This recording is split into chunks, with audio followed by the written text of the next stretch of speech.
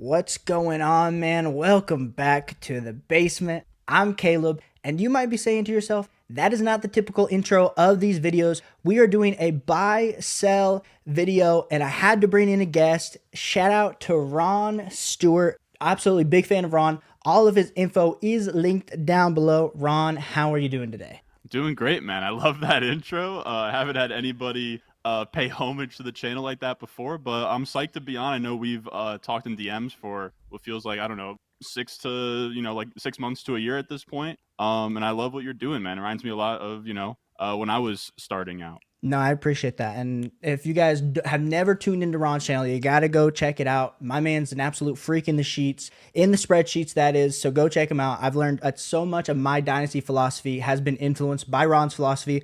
So glad to have him here on the channel. Like I said, we're bringing you some buy sells. So I will kick it off to you, Ron. Let's do our buys first, and then we'll do our sells. So give me your first buy. My first buy here is I do really like Trevor Lawrence. He is someone who I don't know what it is. I don't know if these, Emmanuel Achos of the world just like pick random quarterbacks to hate. But he is someone that gets a lot of hate. Like I saw a tweet the other day where somebody was like, if Caleb Williams is the next Trevor Lawrence, like, would you be sad about it? And it's like, dude, like Trevor Lawrence has been great so far. Like he has been good. His first year was a down year for sure. You had the Urban Meyer situation or whatever. And Trevor Lawrence, he was dealing with injuries last year. He's someone who like prides himself on being an Iron Man. So it made sense that he would play hurt, but it did hurt him in the end. You had the Christian Kirk injury. Their offensive line was brutal. And when you adjust EPA per play, which is just, per play efficiency for quarterbacks, he graded out really well when factor in luck and outside factors like wide receiver drops. There's like, I think Ian Hartis had a cut up of like 2 minutes long of the wide receivers just dropping balls. So I like Trevor Lawrence a ton. He was the prince who was promised. He was Caleb Williams once upon a time. And I think you can get him as like a 2-3 turn value, maybe late second kind of startup value. And it wouldn't shock me at all if we look up in a year and he is, a top 8 startup pick in Dynasty. So that's someone I've been sort of poking around. If I can, it's going to be tough, but if you can tier up from a Purdy, from a Dak, from a Goff, any of those guys, add a future first or something to get Trevor Lawrence. I do like all of those scenarios. Well, my audience knows that I'm not the biggest Trevor Lawrence believer. I actually had him as a sell in one of my videos last week. So you guys get to hear two different opinions. Ron kind of might have just convinced me, but my first buy that I'm going to talk about is Saquon Barkley, and to nobody's surprise, signing with the Philadelphia Eagles, what does that do to your overall dynasty value? It helps it improve. So he's right now on KTC RB9. And the big thing I think for me with Saquon Barkley, if you actually compare his profile versus Barry Sanders' first few seasons in the league, Barry Sanders 5.19 yards per carry, Saquon Barkley 4.83 yards per carry. And then if we look at the next 3 seasons after the first 2 seasons, Barry Sanders 4.48, Barkley 4.25. Now, granted, was playing for the Giants, who on last season, yards per play were 30th in the NFL, running back yards per carry before contact 29th, red zone trips 27th. So the Giants' offensive line absolutely sucked. The offense absolutely sucked. It was painful to watch. The only great thing was Saquon Barkley. Now you add him into the Philadelphia Eagles backfield, where all of a sudden his offensive line becomes top 5 offensive line in the NFL. We'll have to see how they do without Jason Kelce. You got to worry a little bit about the tush push, but I still think the overall upside for Saquon Barkley, with what we saw from DeAndre Swift this last year, and if you were following Ron's channel, you knew to buy low on DeAndre Swift earlier in the fantasy football season. I think the same thing, but only tenfold, is going to be happening with Saquon Barkley. Yeah, I don't mind that either. Where, there's some downside with the tush push, but like we just saw Swift, get injected into that offense and be great. I do think that they're going to add offensive line help in the draft as well to kind of replace Jason Kelce. I'm rooting for Saquon, man. I felt bad. Dude, the Jets played the Giants, and that was before they let Tommy DeVito actually throw. So they just had him like run like 30 carries for like 75 yards, just like the heart of the team. But yeah, I will say I'm always a little bit hesitant to buy running backs, but Saquon, if you are in the window, I think that there is some buy low opportunities. Maybe you can, I don't know if a 112 gets you there, but like a late first, maybe like a sweetener on top, might get you in the conversation. Who is your next buy? So for me, I had a couple guys that I'm looking at here. And I don't want to get too boring, but I do think Kyler Murray is still one of the best buys. I know we're talking 2 quarterbacks, 2 high value quarterbacks, but these are the moves I'm looking to make. If you can turn your Goffs, your Purdy's, late firsts and some juice on top to get into the quarterback realm, I would. Kyler's somebody where I can't really even sort of put my finger on why he's not valued higher. Like I don't see like a massive gap between him and like Burrow and Herbert. He's the same age. He's coming off an ACL, but like Burrow's had an ACL in his past. Kyler's now 2 years removed from the ACL. And I think that there's, some room for like instant value gain when if they get Marvin Harrison Jr., like everybody is going to be, wheels up for Kyler Murray. And it feels like that's sort of lagging in Dynasty. We've seen his redraft ADP continue to climb. I think he was like around pick 100. Now he's like 85-ish. The minute Marvin Harrison Jr. gets drafted there, we could see him become like an early second, 1-2 turn guy, which is where I'd probably have him in Dynasty. Right now, he's more of like a late second, mid-second type of guy. And that doesn't really sound like a lot of a difference. But if you wanted to move from like the 212 to the 201 in a startup, you're gonna have to pay a first. So yeah, I like Kyler. I know like the Cardinals could move around. Like now we're getting into NFL draft talk, but I think they're just gonna stick there and pick him. Like they could, trade back for one of the McCarthy teams, but at this point, like they can't just keep trading back. Like at this point, they have to actually buy into Kyler Murray, give him a weapon, and I think we're gonna see Marvin Harrison Jr. on that team. I think we're going to see the rushing production go back up post ACL. So I do like Kyler a ton. I think that he's like the same age, or he's younger than Joe Burrow. Same ACL injury, all of that. So I do love Kyler Murray a ton. Yeah, I was just in a startup and he went at the 207, and the team that drafted him got Lamar in the first, got Kyler in the second. I'm like, goodness gracious, Yeah. How does that even happen? People are taking like these wide receivers like Garrett Wilson ahead of Kyler Murray. I'm like, what are we even doing? Kyler Murray, elite level upside. It was only a few seasons ago. Dude was going in the top 6 picks, and he still has all that talent. He just, of course, tore his ACL. So I'm right there with you. So my next buy is going to be Diontae Johnson. It got a little bit of a change up of scenery going from the Pittsburgh Steelers to the Carolina Panthers. And I have been one of those guys where the debates on Twitter have been happening of George Pickens is the alpha. And then there's the few of us that are like, no, Diontae Johnson, absolute target monster.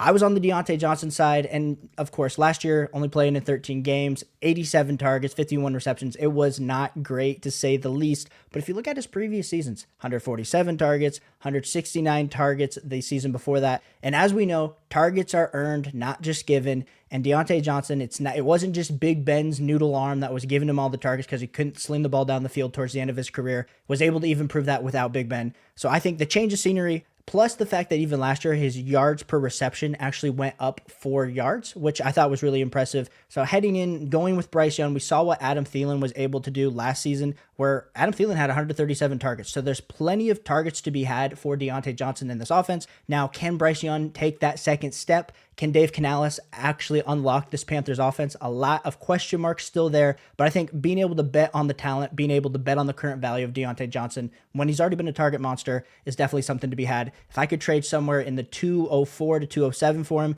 maybe even have to give up the 202. I know that may feel a little risky for a guy like Diontae Johnson, especially in this deep running back, wide receiver class in the second round of your Superflex leagues, but I think that's a value that I'd be had. Yeah, I like Diontae too. A stat I always love to throw around is the ESPN tracking data. He has the top open score since he's been drafted, which is just, then they literally just track the players. And, I'm not a huge separation guy, but he gets open, he commands targets.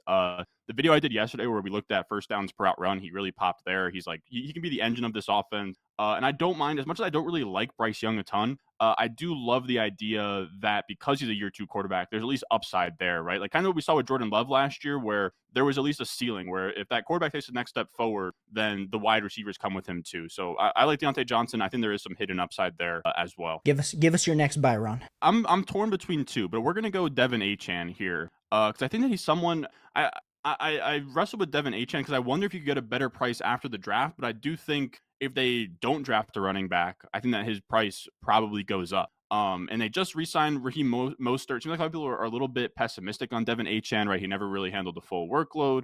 He got hurt. The thing is, for me, like he breaks every chart that like tries to measure talent for running back. He breaks it all. EPA per rush, rushing yards over expected. He is, if there's going to be anybody in our or not in our lifetime, but if there's going to be anybody in this decade who's going to be Jamal Charles, it's Devon Achane. When you have him attached to Mike McDaniel, who's like the perfect schemer for that kind of skill set, I really like Devon Achane, even for a guy that I don't really like buying running backs, but I think some people are going to be hesitant to hold on to running backs these days. I think some people are a little bit scared of what might happen in the draft. Now, it's certainly a risk, right? They could draft, let's say they draft maybe not Trey Benson, but like, I don't know, even like an Estime or a Braylon Allen, I think would spook people. So you do have to be a little bit risk averse, but it does seem like people are a little bit scared off of Devon Achane, where they think, it's tough. Like when he's not a traditional running back who's going to handle 20 carries, it's tough to sort of squint and see that. But we saw last year. Last year was the year of these running backs, right? Where like James Cook balled out. You had, of course, Devon Achane balled out, Jahmyr Gibbs, these guys who will give you like 15 touches, super efficient. So I don't mind. Like I kind of like the idea that they locked up Raheem Mostert, because we know with old running backs, he could just fall right off a cliff and it's Achane's backfield. So Achane's a guy that I'm buying. I prefer not to swing draft capital. If I could give them, like, I would love the idea of tiering up. Maybe, I would be open to putting up draft capital, but if you could tier up from like a Rashad White, I would. Rashad White, Pacheco, James Cook, I would debate it as well. Like any of those guys, if you could turn some of those young guys up or turn them into a Achane, I would. So I just put out a video about Devon. This would have been a few days ago, and I compared him. Of course, everyone compares him to Chris Johnson. That was the profile. Yep. We always compare the small, fast guys to Chris Johnson. And someone in the comments said, "Caleb, did you even get to see Chris Johnson play?" And I was like, "How young do you think I look?" Like 2008 to 2010, prime years of Chris Johnson's career. Absolutely loved watching that. So I definitely like hearing One of my favorite your players, side to it. man. Yeah, shout out Chris Johnson. We always, every small running back, we always project, hey, he's Chris Johnson. But I think Devon definitely has the potential to actually get there on a fantasy football basis consistently. So let's move on to some sells. So my first sell that I will bring to the table is going to be Terry McLaurin. And you would think, like, yes, he's past the age apex. He's 28 years old. He's been pretty good for like fantasy football purposes over the last few years. Wide receiver 34 on a points per game last year, which wasn't great. Year before that, wide receiver 22, wide receiver 29.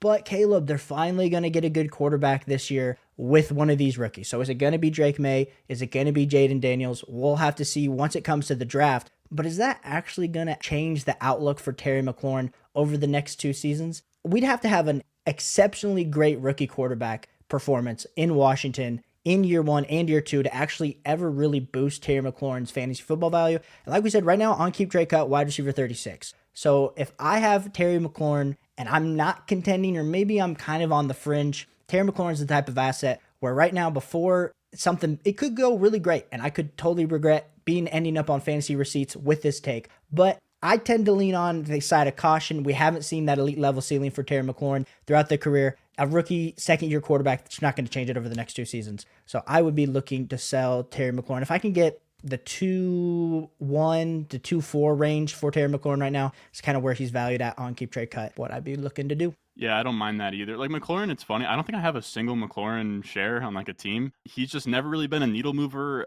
He's always been a little bit overvalued. It's not really even his fault. Like I think he's a good real life wide receiver. Like he's good at football. He's just been in like the worst situation possible. And like right now, the most likely scenario is they get Jaden Daniels, who's going to run the ball a lot and going to kind of screw McLaurin out of a lot of, targets in general. So it's not great, but you do feel bad for the guy. Yeah, I'm a Buckeye fan, so we absolutely love some Terry McLaurin, but Scary Terry hasn't happened up to this point. So who's your first sell here, Ron? My first sell, give me TJ Hockenson. TJ Hockenson, I have such a hard time wrapping my head around the love that he gets. He is right now, I have Keep Trade Cut pulled up. Yeah, I mean, he's valued above Mark Andrews. Like, I don't understand how that is possible. Like, I truly can't wrap my head around it. Mark Andrews is like a year and a half older. He's going to play this year. Like, the issue for TJ Hockenson that I have is he's not helping you on either ends of the spectrum. He is not a contending asset. Right now, he's going like the 120s on underdog. He's not going to help you. He tore his ACL in like December. So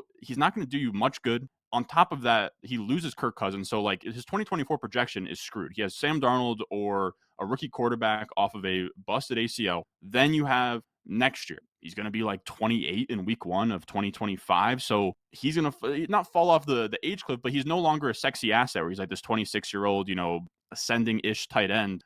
So I just would like to, like, again, can you sell Hockenson for Andrew straight up? I don't know. Maybe you add in a sweetener. I would love that. Maybe can you do Hockenson and Marvin Mims for Andrews on a team that's like rebuilding? And like, I think it's such a fallacy to me to be like, oh yeah, I'm a rebuilder. I'll take Hockenson and he'll rebound his value off of his ACL. Well, the issue is no one's going to stick around for a tight end who's 28 years old and hasn't done anything in the last 2 years. So that's where I have an issue with Hockenson. I would sell him if I could. If I could get any first round pick in any year for TJ Hockenson, I would. So that's where I'm at on TJ Hockenson. Pretty brutal injury to come back from so late in the year. Don't get his dynasty value just remaining unchanged. Yeah, no, I remember your video that you had put out earlier this week, walking through that in even greater detail, really sold me on the value of TJ Hockenson. It's not in the cards. If you're a contender, if you're a rebuilder, just doesn't make a whole lot of sense. So I totally agree with you there. Moving on to my final sell, and I am going to be talking about Chris Olave. I feel like maybe I'm just having a thing about against Ohio State wide receivers, which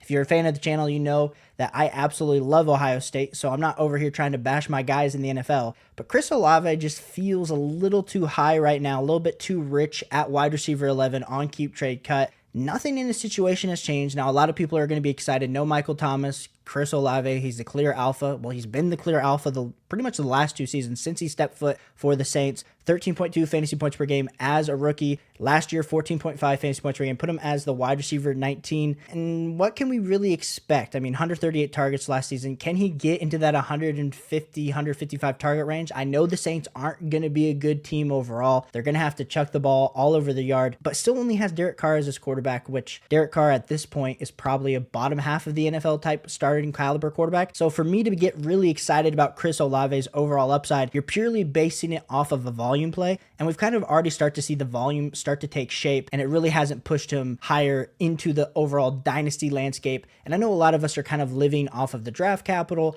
and kind of the flashes that we've seen. Chris Olave is a super talented wide receiver. I'm not over here trying to debate that. But when you're looking at guys that are around him, could I flip Chris Olave? You could almost flip Chris Olave for Trevor Lawrence, who's a buy for you in a Superflex league, which is absolutely crazy. Could I flip Chris Olave for Jaden Daniels, re-roll at a quarterback in a Superflex league? Something I might want to do. And if I'm contending, you potentially could add a sweetener to get up to a guy like A.J. Brown. Also could maybe down tier slightly and get into Tyreek Hill, who over the next 2 seasons, I both prefer those guys over Chris Olave. Not that the situation in the Saints can't change over the next few years, but right now for me, I'm trying to get out on Chris Olave if I can. Olave is a tough one, man, because he pops. He pops in the year 1 stuff that I like to look at, just with like the PFF grade and yards per out run. But I do agree with you where like it's a brutal spot. Like Derek Carr is not getting any better. Dennis Allen is set on like this slow pace, like bad offense. And you do that for a couple of years and you find yourself, where like DJ Moore was before getting traded to Chicago as just like hanging, or, even in Chicago this past year with Fields, where he was in this just like wide receiver 20-ish, no man's land. And that seems where like right now he's wide receiver 11 on keep trade cut.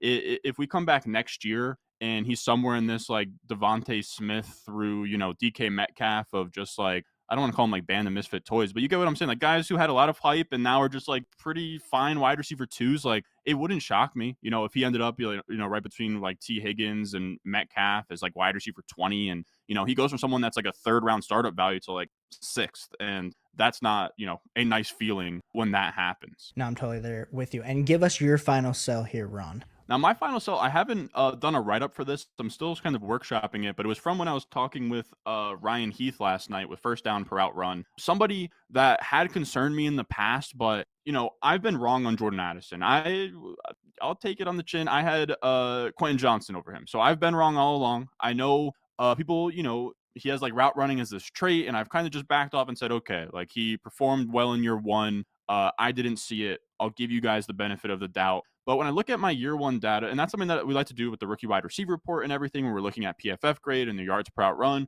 usually wide receivers that are good in year 1 go on to have good careers. That's just like generally speaking. And with Addison, like the numbers just didn't pop. And I was just kind of like sort of selling myself on like, well, he has pedigree. He was on the Vikings. He produced fantasy points. Like maybe we're looking too hard and nitpicking here. But when you go through and you look at these rookie wide receivers from 2023, Tank Dell, Rashee Rice, Puka Nacua, all 80+ receiving grade. If you want to go past that, you can go to Zay Flowers at like 75.2, Jaden Reed 74.4. Jordan Addison is below Josh Downs, above Michael Wilson at 69.7. So he can even, I'm looking for 80+. He couldn't even clear 70. And then on top of that, his yards per out run wasn't great. And I was like, well, maybe he just like has a lot of routes and that's going to sort of water things down, which is true. But at the same time, he had a lot of games without Justin Jefferson. You would expect him to do more than 1.5 yards per out run. That was less than Dontavion Wicks. That was less than Zay Flowers, Demario Douglas, Josh Downs. Like he was kind of treading water in these efficiency stats. and he was buoyed by 10 touchdowns, the most in this class, more than Puka 7, who had like a historic year.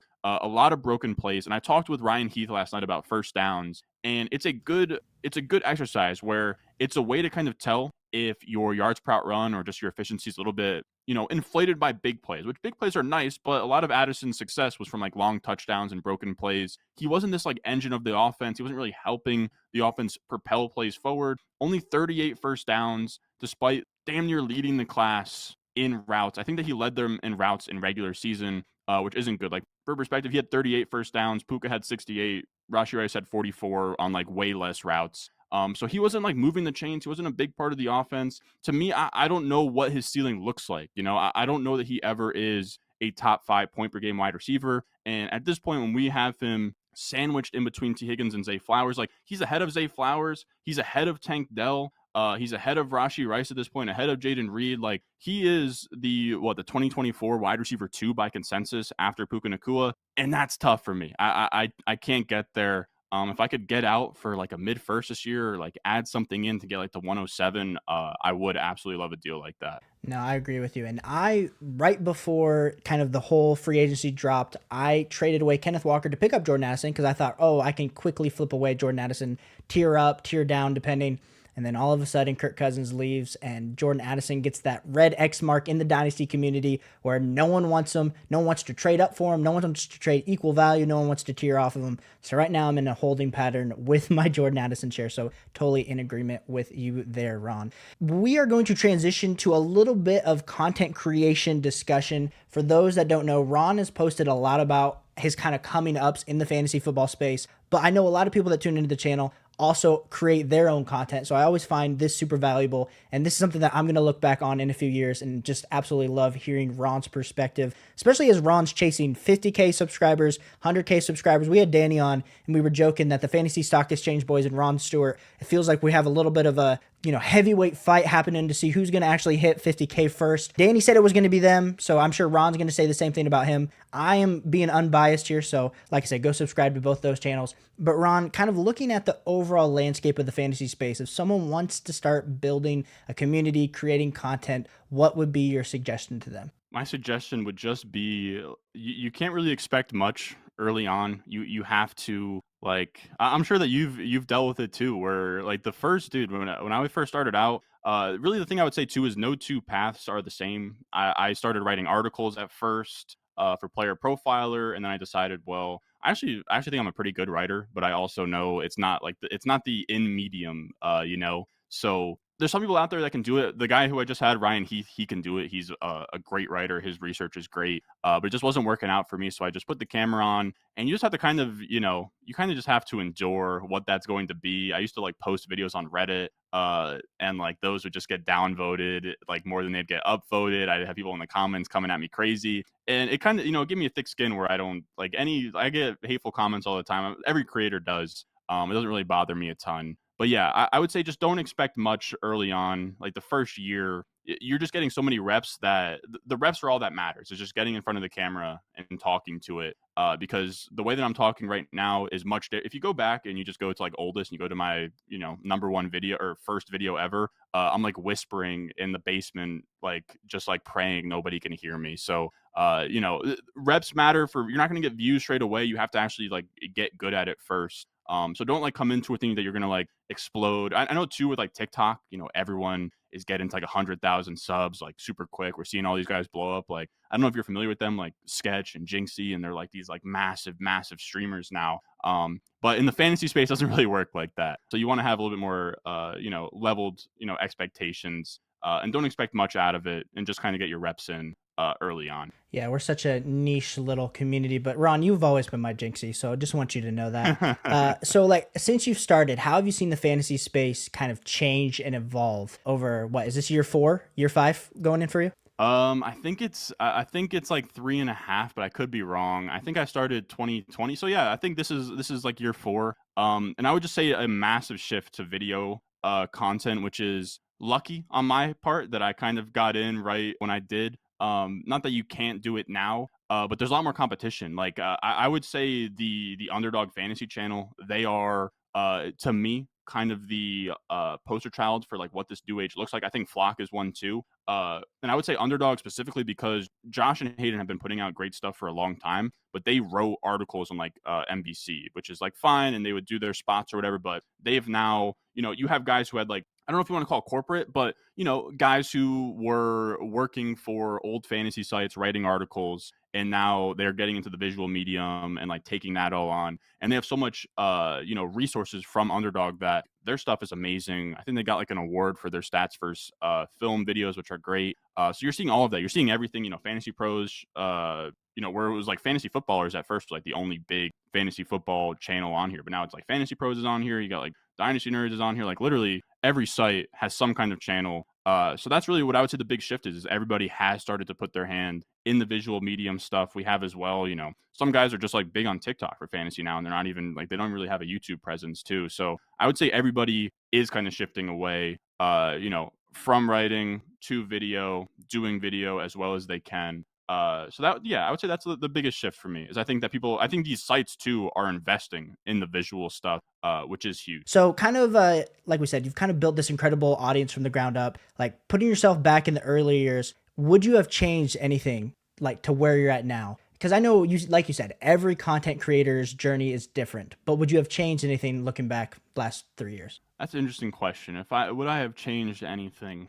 I'm not sure. I wish that I was maybe more consistent when I started out. I was a little bit more kind of like all over the place, but I don't think it really hurt me. I don't know, maybe more like streams, but at the same time, like when you stream and you're a smaller creator, you're not really getting anybody in there. So I don't know. I maybe I'll have a better answer the more I think about it. But yeah, I don't see anything as like very clearly like, man, I wish I did this earlier. Maybe I think this is like a cop out answer. But I do wish earlier on I invested in TikTok because if when I first started these in like 2020, if I had made one TikTok for every video, I'd probably have, thousands of followers on TikTok. Yeah, no, I love that advice. So kind of going through, do you do much with YouTube Shorts? I know a lot of young, smaller creators, they get the views, they think they can boost themselves with YouTube Shorts. Are you a pro YouTube Shorts creator or are you someone that, okay, I can make the TikTok content, I post for Shorts, but I also understand that's not my long-term play for overall growth? I'm somewhere in between.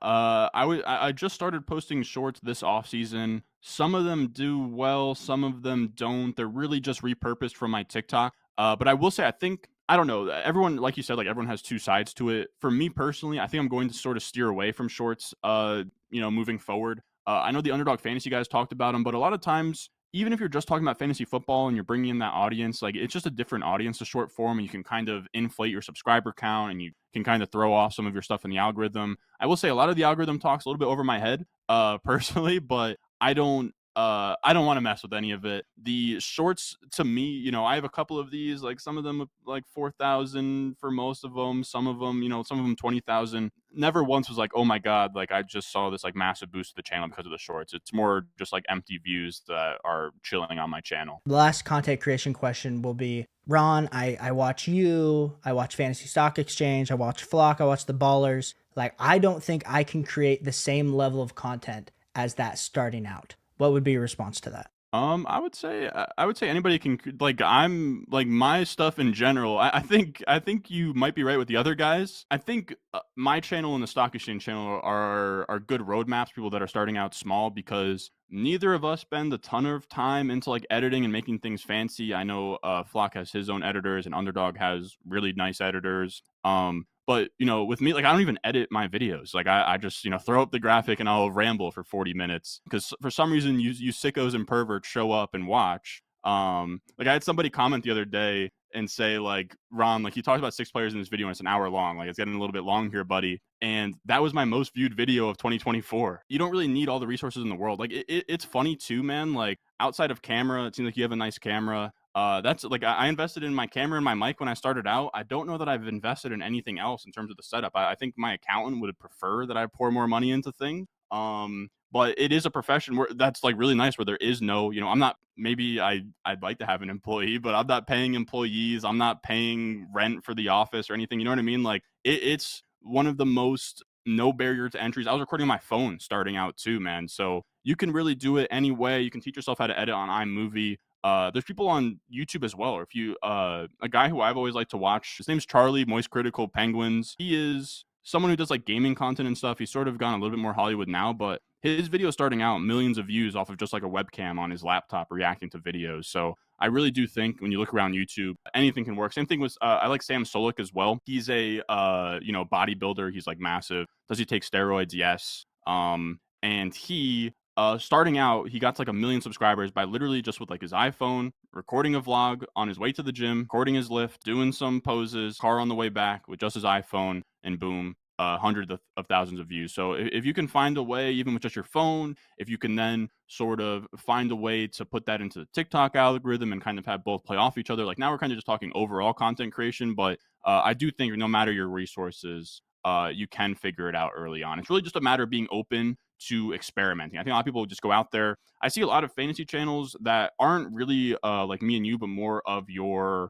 I think Fantasy Pros does a good job, but Fantasy Site X, where they're just put in like cookie cutter titles and like the same thumbnail, it's just like a screenshot and like, like a picture of the podcast app on their thumbnail. And it's just like, it's all wrong. Like if you're not tweaking things constantly and trying to figure out what's working, then you're not trying. So you have to be constantly tweaking things and experimenting and trying new things more than like anything else, I think. Yeah, and I know Mason told me this earlier last year that if you try to replicate somebody, so if I try to be the next Ron Stewart, I'm not being authentic to me, and it's going to come a time where I'm limiting myself to my absolute ceiling of growth. So you have to be you. You got to figure out what your voice is, what your brand is. And Ron, you have been an example of that, being in the basement, being a basement dweller. As a fan of your channel, it was absolutely great to be able to make this content with you. So thanks so much for coming on the channel. We'll definitely have to do more stuff in the future. No, of course, man. It was a blast coming on here, talking some fantasy, talking some Dynasty, talking some content creation, because it is fun. I don't get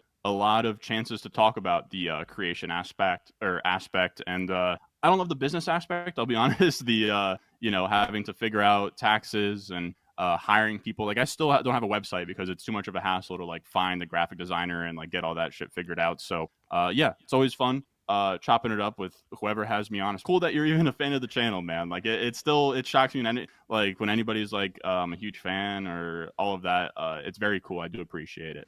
No, 100%. If you guys do not follow Ron and you've made it all the way through this 35-minute video, all of his links are down below. So go subscribe to him, help him beat Fantasy Stock Exchange to 50K. Hit the like and subscribe button on this channel and on this video. Appreciate you guys for tuning in, and we'll catch you on the next one. Peace.